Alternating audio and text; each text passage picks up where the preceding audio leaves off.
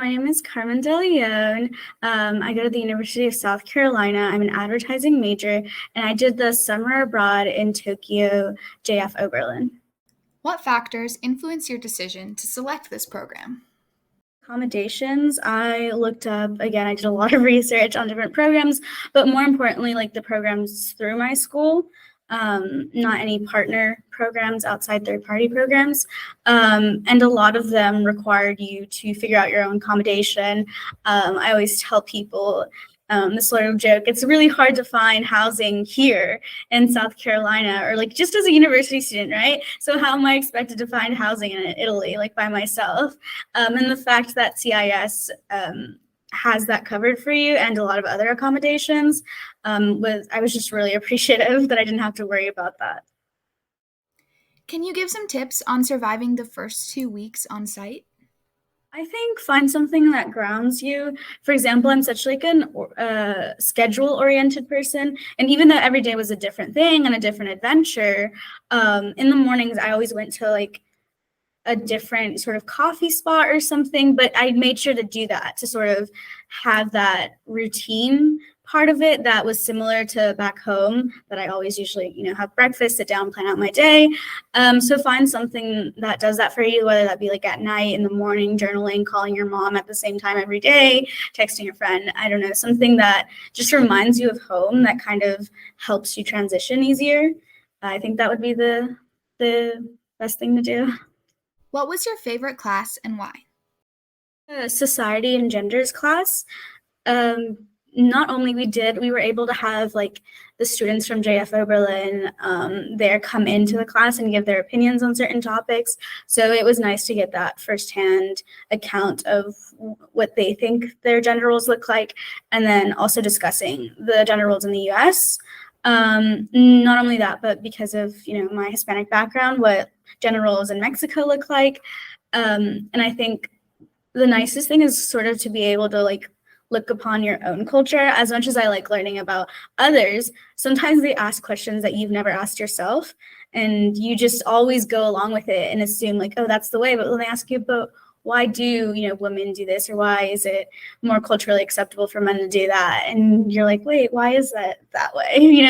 We don't question ourselves as much until someone else does it. So if anything, again, I love the study abroad experience, but it really does help you discover more about yourself and your own culture, because it makes you reflect on yourself, which I thought was incredibly cool. Again, I don't think I would have had that foresight to reflect and be self-aware if it weren't for that.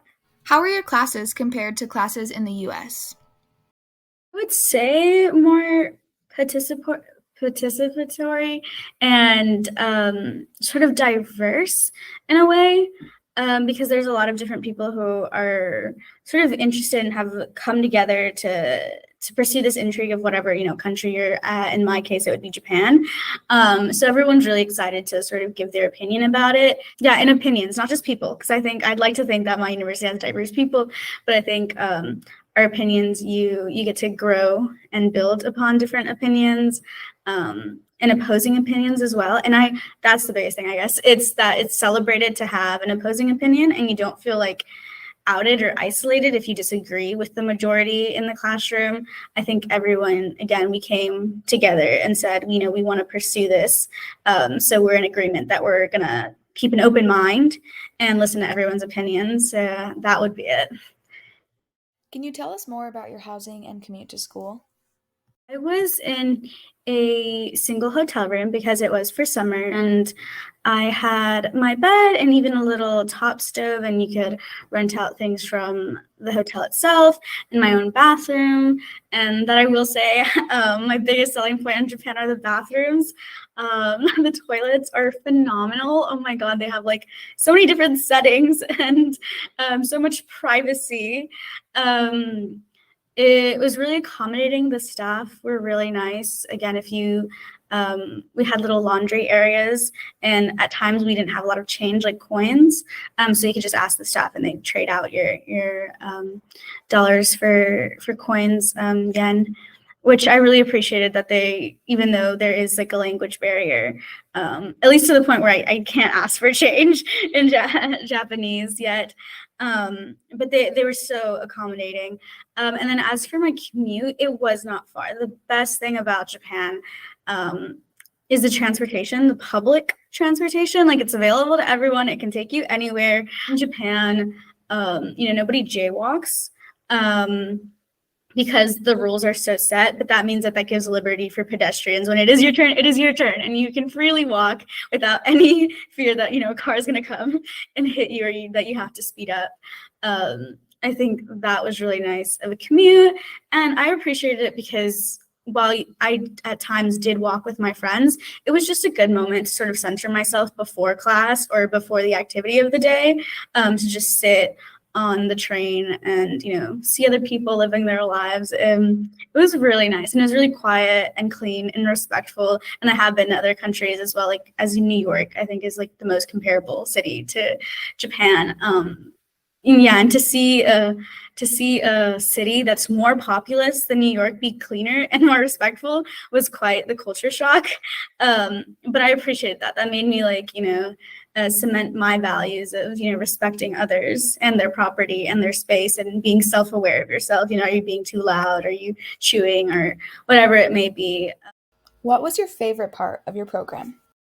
I think about the program itself, CIS, was the fact that they had certain excursions that I don't think I would have gone out of my way to make. They had a kimono wearing and a tea ceremony and shrine visiting. My favorite, well, not necessarily my favorite. I think my favorite was the kimono wearing, but I think the one that I took the most ever, was pleasantly surprised.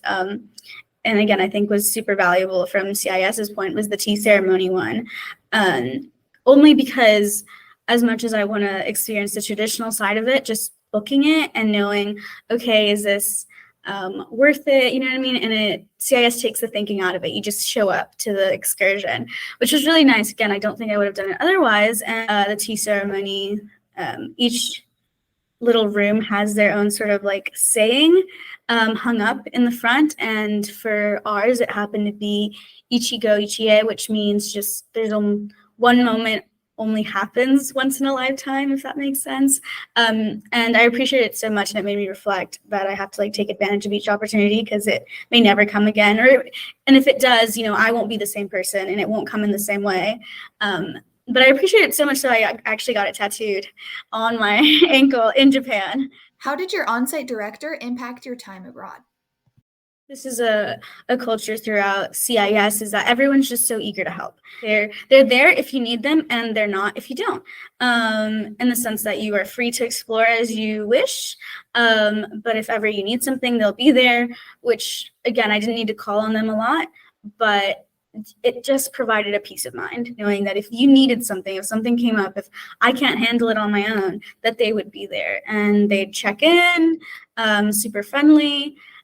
So I think that was the biggest thing, is they didn't even need to do anything. It was just a sense of relief that they were there.